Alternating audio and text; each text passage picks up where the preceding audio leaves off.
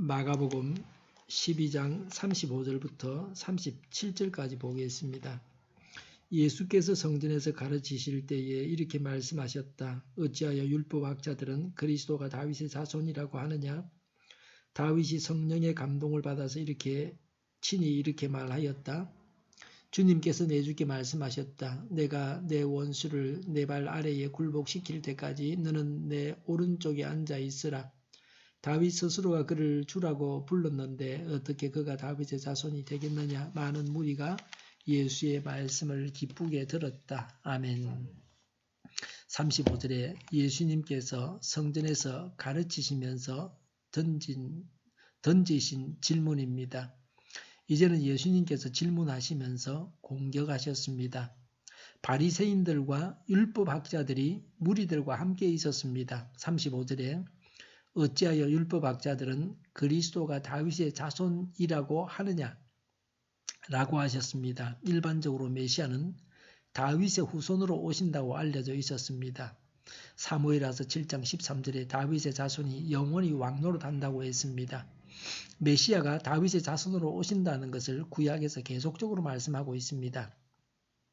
마가복음 11장 10절에도 예수님께서 예루살렘에 입성하실 때에 무리들이 외치기를 다가오는 우리 조상 다윗의 나라여 라고 했습니다. 36절에 다윗이 성령의 감동을 받아서 이렇게 말했다고 하셨습니다. 시편 110편 1절을 인용한 것입니다. 다윗이 지은 시입니다. 근본적으로는 이 시의 저자는 성령님이십니다. 다윗이 성령님의 감동으로 지은 시입니다. 성령께서 다윗을 감동시켜서 지으신 시입니다.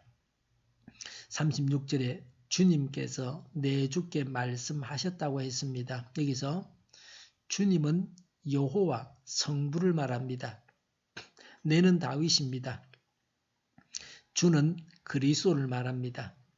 그리스도께도 성부께 붙인 호칭과 같은 주라는 용어를 사용하여 존경의 뜻을 나타내었습니다.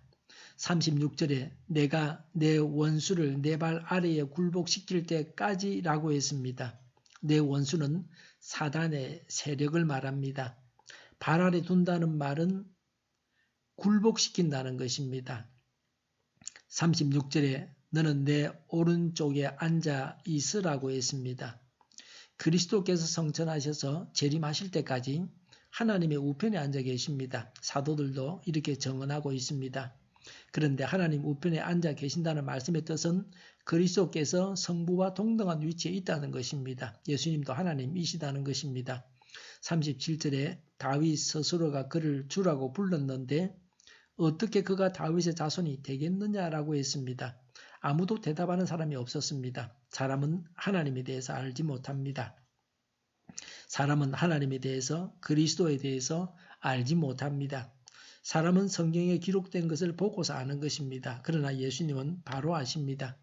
그 자체 하나님이시기 때문에 그러합니다. 그리스도는 사람으로 오셔서 인간 혈통으로 말하면 다윗의 자손이요 예수님은 근본적으로 하나님이시므로 다윗이 예수님을 보고 주라고 했습니다. 예수님은 사람이시면서 하나님이십니다. 유대 지도자들은 그리스도가 하나님이신 것을 알지 못했습니다. 그래서 예수님을 십자가에 못 박았습니다. 유대인들은 예수님께서 하나님을 모독한다고 하면서 예수님을 죽였습니다. 예수님은 하나님이십니다. 이 사실을 믿어야 합니다. 인간으로 오신 예수님이 하나님이시라고 믿는 것이 기독교입니다.